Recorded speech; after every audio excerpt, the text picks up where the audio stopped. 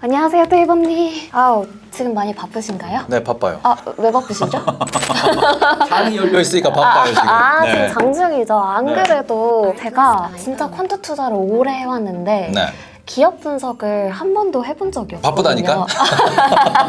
제가 기업 분석을 한 번도 해본 적이 없고 네. 가치 투자도 해본 적이 없어서 네. 근데 기업 분석하면 테이버님이시잖아요. 네. 그래서 기업 분석 좀 꿀팁, 비법들을 많이 배우고 싶고 네. 또 제가 자문 드릴 바가 있어서 이렇게 찾아왔습니다.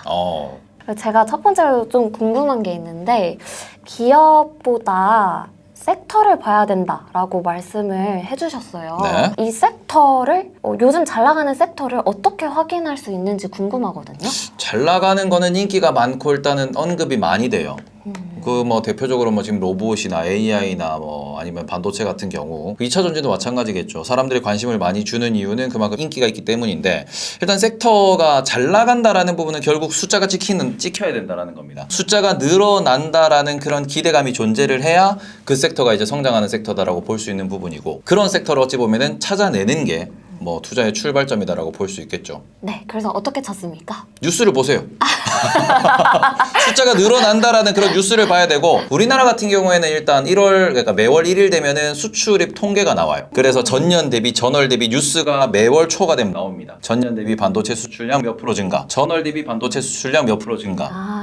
그게 말 그대로 숫자가 더 늘어난다라는 거기 때문에 그게 뭐 휴일도 필요 없어요. 무조건 1일 되면 나옵니다. 그리고는 그 세부 데이터가 또 10일, 15일 날 또 순차적으로 공개가 되기 때문에 그런 데이터가 나오면서 어떤 물건들이 이제 수출이 많이 되느냐 이런 부분이 우리나라에서는 핵심이다. 이렇게 보시면 될 것 같아요. 뉴스 말고 보고서도 참조를 할 수 있을 것 같은데 보통 보고서는 어떤 경로로 찾아보시나요? 보고서는 보통 텔레그램 같은 데 많이 올라오는데 그 보고서도 베이스가 매월 1일에 나오는 그 수출입 데이터를 가지고 보고서가 나와요. 그렇기 때문에 이제 원천이라고 볼 수 있는 그 원천 소스는 우리나라에서 이제 수출입을 하면서 잡히는 무역 데이터. 그게 핵심이고 거기에서 추가적으로 이제 소팅돼서 가공돼서 어떤 기업이 좀 더 좋을 것 같다라는 보고서가 연이어 나오기 때문에 그런 부분에서는 우리가 숫자에 좀 예민하게 대응하실 수 있는 분들이 이런 접근을 하시는 게 좀 중요하다. 이렇게 보시면 될 것 같습니다. 네. 그러면 섹터를 볼 때 주요하게 봐야 할 요소들이 있을까요? 결국에는 섹터의 성장성이죠. 왜냐하면은 보통 주가라는 거는 숫자가 늘어난다고 해서 주가가 자꾸 올라가는 게 아니고 숫자가 6개월 뒤, 1년 뒤에도 2년 뒤에도 늘어날 거다라는 그런 기대감이 있어야 주가가 올라간다라는 점에서 그런 부분에서 그저 우리가 픽아웃이라는 얘기가 나오는 이유도 지금은 숫자가 잘 나오는데 3개월 뒤에 숫자가 안 나온다 그럼 주가는 빠지거든요. 가장 중요한 거는 그 섹터, 그 산업이 언제까지 성장을 할 수 있냐 이 성장성을 유효하게 좀 보셔야 되고 그래서 성장하는 섹터에서 또 성장하는 기업도 있고 성장 못하는 기업도 있거든요. 그 내부에서 이제 성장하는 기업을 소팅해가지고 투자 대상으로 삼는 게 핵심이다. 그러면 좀 요즘에 반도체, AI, 로봇이 잘 나가고 있다라고 보고 계시잖아요. 네. 근데 이 섹터의 성장성을 잘 따라가는 기업들의 특징이 뭔가요? 일단은 영업이익률이 높아야죠. 왜냐 그러면은 영업이익률을 제가 맨날 강조해서 이제 말씀을 드리는데 영업이익률을 강조해서 말씀드리는 첫 번째 가장 핵심이 되는 거는 이 기업이 기술이 좋으면은 돈을 잘 남겨요. 그죠? 이 기업이 기술이 안 좋으면은 돈을 못 남겨요. 영업이익률이 높은 기업은 다른 기업들이 따라오지 못하는 무언가가 있다라는 거고 영업이익률이 낮다라는 거는 누구나 할 수 있다라는 겁니다. 그 자체가 진입장벽이라는 하나의 그냥 뭐 숫자로 증명되는 진입장벽이기 때문에 그런 관점에서는 영업이익률이 높은 기업을 찾으셔야 될 거고 성장하는 섹터 중에서도 영업이익률이 높은 기업들이 이제 왜 높은지를 보면은 좀 더 우리가 공부하는 데 도움이 되겠죠. 이거 너무 꿀팁인데요? 이 책에 있어요. 이것도 몰라요? 테이버의 기업 분석 비법 여기에 다 있습니다. 네. 그렇군요. 네. 같이 참조해서 보겠습니다. 제가 두 번째 아직 안 봤구나.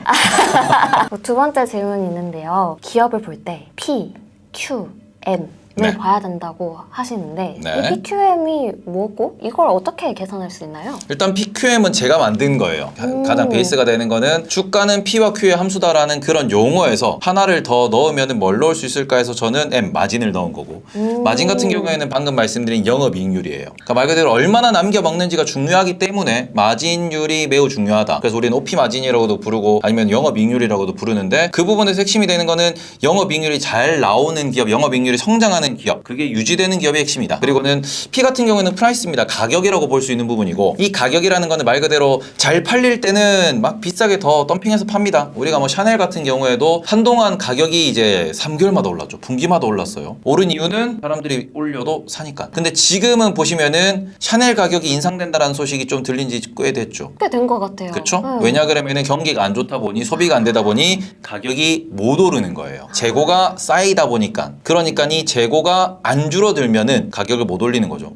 재고가 빠르게 줄어들면 가격을 올릴 수 있고, 명품이기 때문에 할인 판매는 하지 않지만 일반적으로는 재고가 늘어나면 할인 판매를 합니다. 이제 이 관점에서 어찌 보면은 프라이스가 올라간다라는 거는 잘 팔린다라는 뜻이고, 프라이스가 떨어진다라는 거는 안 팔린다라는 거예요. 프라이스 자체의 방향성도 매우 중요한 부분이고, 그리고는 가격을 올렸을 때 소비가 돼야 이게 정말로 어찌 보면은 이게 실적도 유지가 된다라는 부분이거든요. 그걸 보고 우리는 가격 저항선이라는 이야기도 합니다. 그러니까 가격 저항이 어디까지 발생하지 않고 이제 가격을 올릴 수 있느냐, 이런 부분이 결국 가격 결정권을 갖고 있다라는, 이렇게도 표현을 할 수 있는 부분이기 때문에 결국에는 상품을 팔아서 그게 누적된 게 매출이에요. 그리고 난 뒤에 내가 백을 1억에 만들어서 팔았는데 하나 팔리면은 매출이 1억이죠. 그래서 중요한 저 Q가 물량입니다. 얼마나 많이 팔리느냐. 그러니까 말 그대로 가격을 올리면은 물량은 줄어들 거예요. 근데 내가 가격을 10% 올렸는데 물량은 5%만 줄어들었어. 그러면은 실적이 좋아진 거죠. 근데 내가 가격을 10% 올렸는데 물량이 20%가 줄었어. 실적이 안 좋아진 거죠. 이게 어찌 보면 경영 판단 혹은 투자 판단에 있어서 매우 중요한 포인트고, 이 부분에서 우리가 다른 데 또 보시면은 PQM에 C도 갖다 붙여요. C는 코스트라고 하는 겁니다. 그 비용 같은 경우에는 원자재 비용, 뭐 전기 요금, 그리고는 뭐 유통 요금도 있고 유통 비용도 있을 거고, 그리고 인건비 같은 게 들어가겠죠. 이런 부분에 있어서 코스트까지 녹여보면은 결국 마지막에 나오는 게 마진이거든요. 왜냐면은 코스트가 들어가서 물건을 만들고 이 물건을 프라이스에 맞게 판매를 하고 남는 게 결국 마진이에요. 그래서 결국 PQM이 됐든 PQC가 됐든 결국 이 기업이 물건을 만드는데 얼마가 들었고 이 물건을 얼마에 팔아서 몇 개를 팔아서 얼마나 남겼느냐. 그래서 이 부분을 보면은 결국 이 기업이 돈을 작년보다 더 벌었니 못 벌었니를 볼 수 있기 때문에 우리가 숫자를 볼 때도 여러 가지 회계상의 숫자가 있지만 핵심이 되는 거는 P와 Q와 M으로 놓고 계산대를 보면은, 그러면은 이 기업이 지금 잘 성장하고 있구나, 아니면은 이번엔 좀 힘들구나. 의 판단이 가능하기 때문에 저는 그래서 P와 Q와 M 중심으로 숫자를 정리해보라고 말씀을 드리는 거예요. 그러니까 우리가 투자를 좀 쉽게 생각하시는 분들이 많이 계시는데, 투자는 결국 내가 기업을 제대로 경영하고 있냐 아니냐에 대해서 배팅을 하는 거예요. 그렇기 때문에 경영자 마인드로 회사의 숫자를 봐야 됩니다. 내가 삼성전자를 다닌다 그러면은 그 삼성전자 다니는 직원들의 월급을 올려줘야 기쁘겠죠. 내가 투자자면은 월급 올려주면 싫어야 돼요. 투자자와 노동자, 사업가와 직장인들은 정반대 포지션입니다. 주식 투자라고 하는 이 행위는 사업을 하는 것과 같은 행위예요. 사업자 마인드로 접근해야 됩니다. 좋은 회사가 아니고 좋은 주식을 찾아야 되는 거고, 거기에서 숫자를 분류할 때 P를 보고 Q를 보고 M을 봐야 한다. 그 부분에서 정리를 해서 돈을 잘 벌고 앞으로도 잘 벌 기업을 찾아야 된다. 그래서 이제 저는 이거를 이제 P와 Q 그리고는 M까지 보셔라, 마진까지 보셔야 된다, 이렇게 말씀을 드립니다. PQM 중에 가장 중요한 게 뭘까요? 마진요. 좀 못 팔더라도 계속 이익을 남겨먹는 기업이 중요한 거거든요.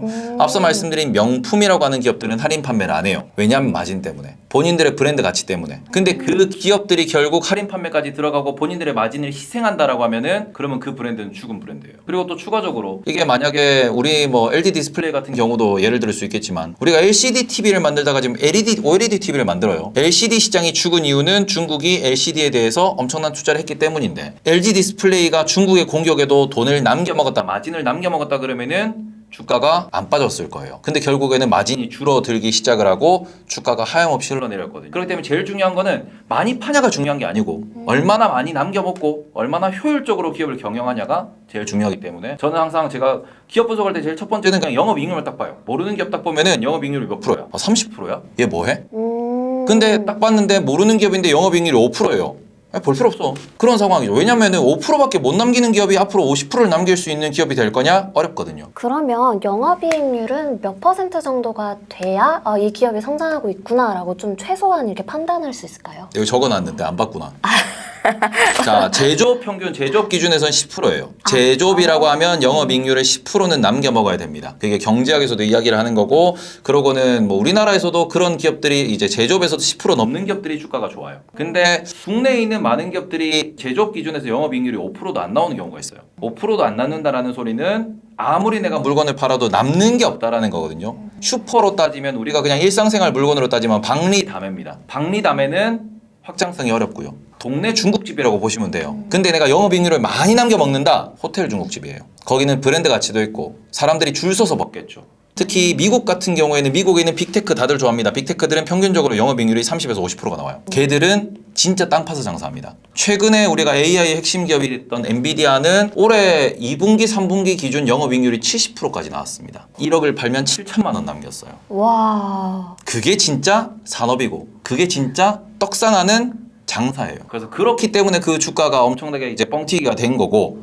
뭐 그 부분이 유지가 된다 그러면 주가는 더 올라갈 거고 좀 꺾인다 그러면은 주가가 좀 조정을 받겠죠. 이제 그런 부분에서는 영업이익률 최소 10% 두 자릿대는 돼야 된다. 그리고는 뭐 미국이야 30% 50% 나오지만 한국에서는 20%만 나와도 정말 잘 나오는 거다. 제조업이기 때문에. 그래서 저는 일단 영업이익률 10% 정도 넘어가면은 좀 더 관심을 가지고 15% 넘어가면은 기업 공부합니다. 계속해서 마진 말씀드리는데 기업 공부에서 제일 중요한 거는 돈을 남겨야 됩니다. 등치가 크다고 좋은 게 아니에요. 단단해야지. 그게 맞습니다. 마진에서 나온다. 제가 마지막으로 궁금했던 게 216페이지에 있는 내용인데요. 네.